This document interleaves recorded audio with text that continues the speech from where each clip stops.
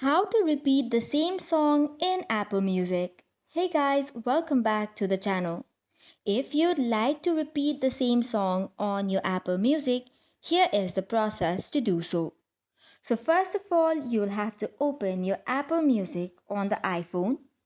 You can directly open it through the home screen or tap on the app library search bar. After that, tap on Music and tap or open the Apple Music. Once that is done, play the music of your choice and then tap on Now Playing bar, which is at the bottom. After this, tap on the three horizontal lines on the bottom right corner. Tapping on it, you will see three options. In the middle, you will see the repeat button, which is two arrows in a loop. So tap once and repeat the entire playlist or album. Likewise, tap again, which is to repeat one, meaning repeat the current song.